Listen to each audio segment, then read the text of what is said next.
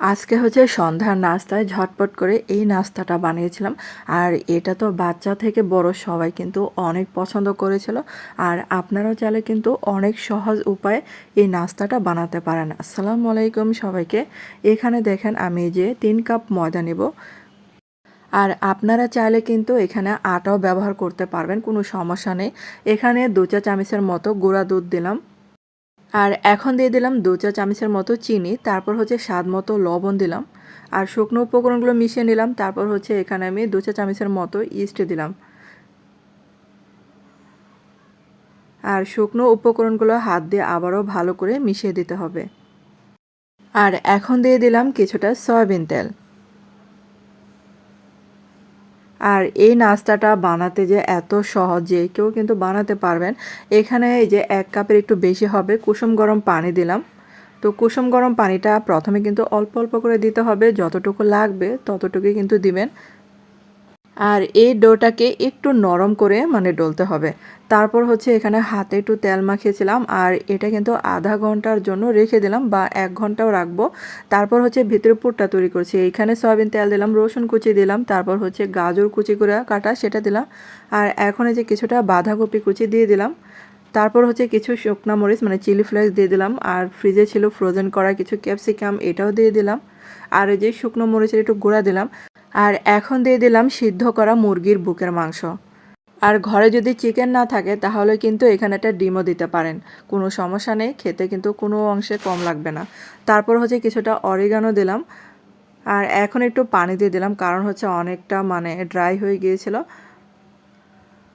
আর এখন কিছুটা দিয়ে দিলাম গোলমরিচের গুঁড়া। তারপর হচ্ছে 2 চা চামচের মতো গুঁড়া দুধ দিয়ে দিলাম। আর গুঁড়া দুধ দিলে এটার ফ্লেভারটা অনেক ভালো লাগবে।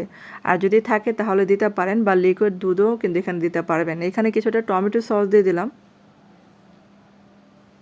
আর এটা দেখেন পুরটা কিন্তু রান্না করা হয়ে গেছে। আর আধা ঘন্টা পর দেখেন এটা ফুলে কিন্তু টইটুম্বুর হয়ে গেছিলো। আমি কিন্তু অফ ক্যামেরা আবার একটু মথে দিয়েছিলাম। আর তারপর আবারও কিন্তু এটা ফুলে গেছে। আর এই যে দেখেন এটাকে আমি 2টা ভাগে ভাগ করলাম। তারপর হচ্ছে একটা ভাগ নিয়ে এখানে দিব। এখানে প্রথমে ফ্রাই প্যানে একটু তেল দিয়ে নিলাম। তারপর হচ্ছে হাত দিয়ে কিন্তু স্প্রেড করতে পারেন বা একটা বেলেও নিতে পারেন, কোনো সমস্যা নেই। যেটা আপনাদের পছন্দ সেটাই করতে পারেন। তো আমি কিন্তু হাত দিয়েই করে নিলাম। আর এখন হচ্ছে এটার উপর দিয়ে রান্না করা পুরটা দিয়ে দিব।